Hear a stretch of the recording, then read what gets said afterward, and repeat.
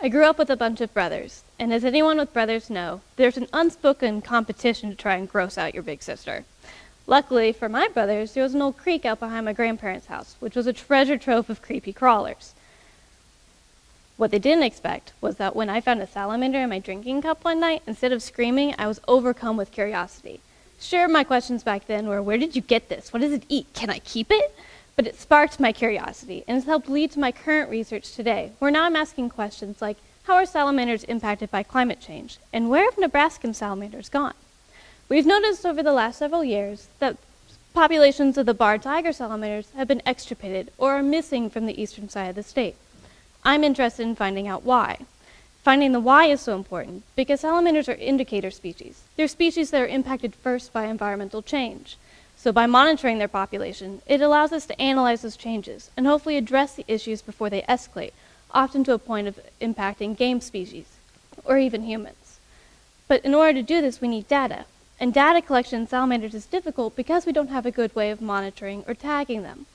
My research has dealt with finding a safe, reliable, and effective method of tagging in salamanders.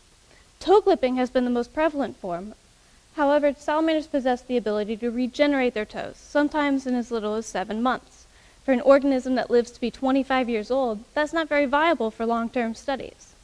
So I looked into using either a fluorescent polymer or tiny microchips that I injected either under the skin or into the musculature. I made sure to tag all my specimens before they underwent metamorphosis, or a developmental process from an aquatic larval stage to a land-dwelling adult stage. Tagging before this process is important because salamanders undergo drastic physiological and habitat changes. We need to make sure that we're using a tagging method that neither hinders their ability to metamorph, but is not rendered useless by that transformation. I found that the microchips injected into the musculature worked best, as they were neither ejected, nor did I record any hindrance in growth, development, or movement of the adult salamanders.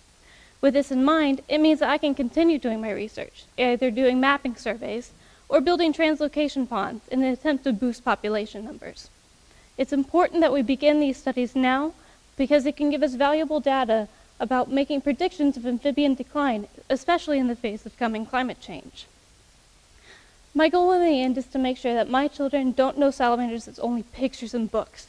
They'll be able to find them in their own backyard, maybe even their water cup, but they'll never have to ask the question, where have the salamanders gone?